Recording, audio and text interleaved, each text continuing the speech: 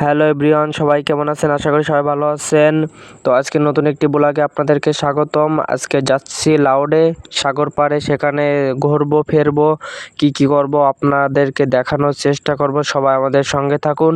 আর যাওয়ার সময় দেখেন গ্রামের রাস্তাগুলো কি সুন্দর, অপূর্ব দৃশ্য।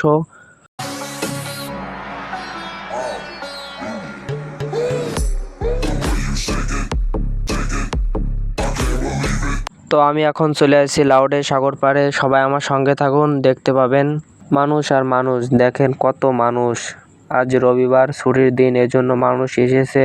চীনা, মালয়েশীয়, বাংলা এবং নেপাল সব ধরনের মানুষ এখানে আছে। সবাই ঘুরতে এসেছে।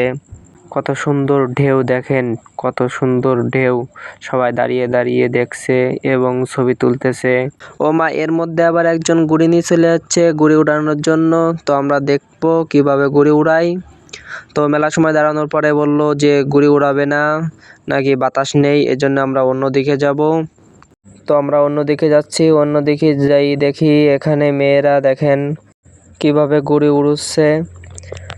তো আমরা আবার সামনের দিকে যাব। সামনের দিকে দেখি আর কি আছে।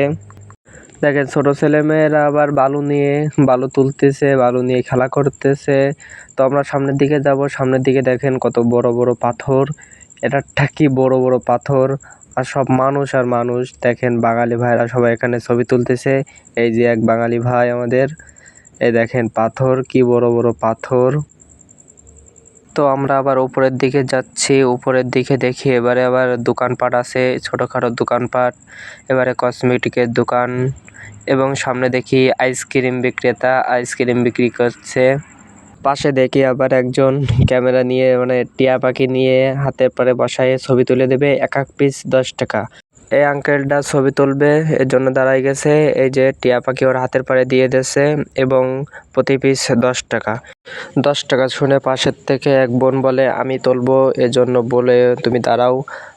তারপরে তারা হাতে টিয়া পাখি দিয়ে ছবি তুলে দেই। তো তারপরে আমরা বাজারের মধ্যে ঢুকে যাই। বাজারের মধ্যে মূলত কেনার উদ্দেশ্য আমাদের মিনিমাম।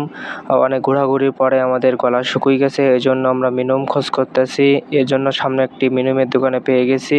এখানে আমরা মিনিমাম নেবো। এখন মিনিমাম নিয়ে আবার আমরা রওনা দেব সাগর পাড়ে। এখানে অনেকগুলো মিনিমাম আছে, তো আমি সবসময় মিলো আইস খাই, এর জন্য মিলো আইস দেখাই দিলাম। এর জন্য মিলো আইস নেব। তো আমাদের মিনিমাম নেওয়া শেষ। এবার নিয়ে যাব আপনাদের এক বট গাছের কাছে। দেখেন সেরেকি কাকে বলে। এই যে একটি গাছ দেখতে পাচ্ছেন, মূলত এই গাছটি বট গাছ। আর লাল লাল যেগুলো দেখা যাচ্ছে এগুলো হলো এক ধরনের ফিতা।